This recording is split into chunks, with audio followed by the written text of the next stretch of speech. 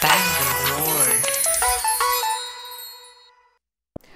I will say, not just because he's my father, but he was a very far-sighted and very... Indian or Bruneian? No, from Kerala. Oh, from Kerala, okay. Very far-sighted and very intelligent and a very intellectual man. So, my mother unfortunately had 2 miscarriages before me and 1 after me. So, when he learned that she was pregnant with me, I mean, obviously the deed is done and already the gender of the child is but he used to get down on his knees and pray for a girl. Oh, wow. He wanted a girl. He never wanted a boy. He had his reasons for that. And he says, first of all, I want a girl and the girl needs to be a musician. Okay. Okay. So I was born. So his desire was for you to be a musician? To be a musician. Fortunately, I think, born talented. Okay. Because he started me off when I was 2.5 years old.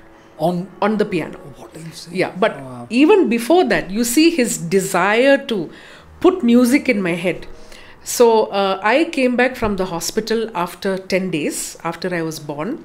And immediately he used to put classical music, Western classical music, 24 hours a day for me to listen to. And that somehow worked.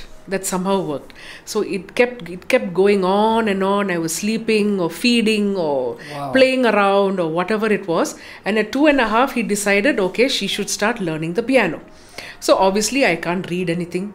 I was small, so my feet were dangling from the stool.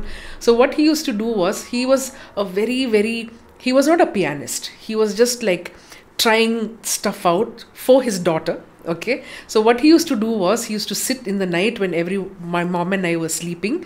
He used to, learn these little tunes from these beginners' books. And then he used to teach me the next day. So he was learning the piano to be able to teach you the piano? Yes, that's right. Exactly. So I used to learn by rote. Whatever he played, I learned by ear. So he used to do this until I was 4. When I was 4, I had the method book in front of me and could play everything from beginning to end.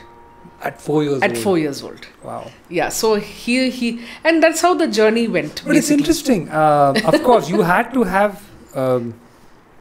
clearly neither of your parents were accomplished musicians. No, my mom was an amateur pianist. She used to play the guitar. Right. My dad couldn't play piano too much, but he learned for my sake, like what he could teach me. But he used to play the violin a bit, and he had learned Hindustani classical also.